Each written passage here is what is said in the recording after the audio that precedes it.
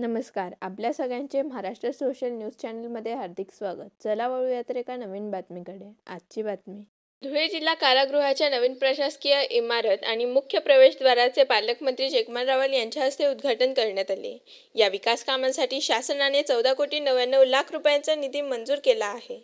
बंदिवानांच्या पुनर्वसनासाठी आधुनिक सुविधा उपलब्ध करून देण्यावर भर देण्यात येणार असल्याचे पालकमंत्र्यांनी सांगितले. साक्षीने 15 ऑगस्टच्या शुभमुहूर्तावर जिल्हा कारागृहाचे मुख्य प्रशासकीय इमारत व प्रवेशद्वाराचं उद्घाटनचा कार्यक्रम आपण सगळ्यांनी पाहिला.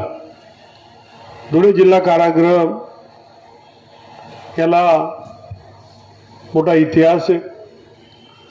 आज स्वातंत्र्य दिन साजरा करत असताना त्या सगळ्या महापुरुष ज्यांनी देशासाठी समर्पित भावनेने काम करत असताना त्याग बलिदान दिलं आणि या धुळे जिल्ह्याच्या कारागृहामध्ये सुद्धा अनेक स्वातंत्र्य सैनिकांना त्या काळामध्ये ठेवण्यात आलं होतं आणि त्यांनी त्या काळामध्ये माझ्या देशाला स्वतंत्रता मिळावी, आम्हाला मुक्त करा या लढ्यासाठी त्यांना अनेक यातनासुद्धा झाल्या आणि आपल्या अधिकाऱ्यांनी सांगितलंच की अनेक गोष्टी आपल्याला त्या काळामध्ये मग गीताचं प्रवचन असेल किंवा देशभक्तीपर गीत असेल या कारागृहाच्या माध्यमातून झालं.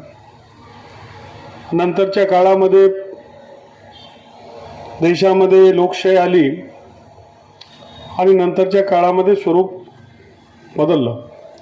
ह्याच्यामध्ये जो चुकेल, जो चुकीचं काम करेल, कायदा मोडेल त्याच्यावर कडक कारवाई होईल अशा प्रकारचं भारतामध्ये ही मान्यता प्राप्त झाल्यानंतर आपली न्यायप्रणालीसुद्धा वेगाने काम करत असते आणि सारे यंत्रणा आपापल्या पद्धतीने आपल्या कायद्याच्या चाकोरीमध्ये काम करत असतात. परंतु या देशामध्ये सामान्य नागरिकपासून तर सर्वांना एक मानवतावादी दृष्टिकोन हा ठेवला गेला पाहिजे अशीच भूमिका शासनकर्त्यांनी सातत्याने घेतली आणि त्याचाच एक भाग आजचा हा कार्यक्रम आहे. तुरुंग प्रशासनाच्या माध्यमातून सातत्याने बदलत्या काळाबरोबर काय मूलभूत सुविधा, काय आवश्यकतांची मागणी त्यांनी सातत्याने केली आणि मागच्या काळामध्ये 14,99,00,000 रुपयांची निधी मंजूर होऊन त्याचं वेगळं काम हे सुरू आहे. जवळपास 7 हेक्टरवर हे सगळे क्षेत्र आहे आणि याच्यामध्ये बंदींसाठी बॅरक वगैरे वगैरे सगळ्या गोष्टी आहेत.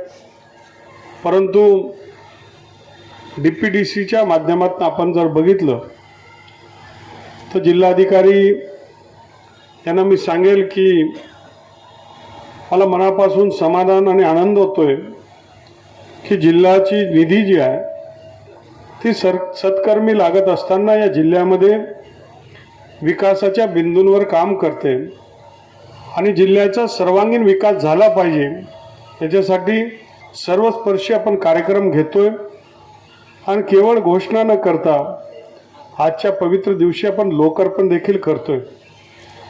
आपण सकाळपासून जर बघितलं तर विविध कार्यक्रम इथे झाले. बातमी आवडल्यास चॅनलला लाईक व सबस्क्राईब करा व दररोज अशा नवनवीन बातम्या पाहण्यासाठी चॅनलला फॉलो करा. धन्यवाद.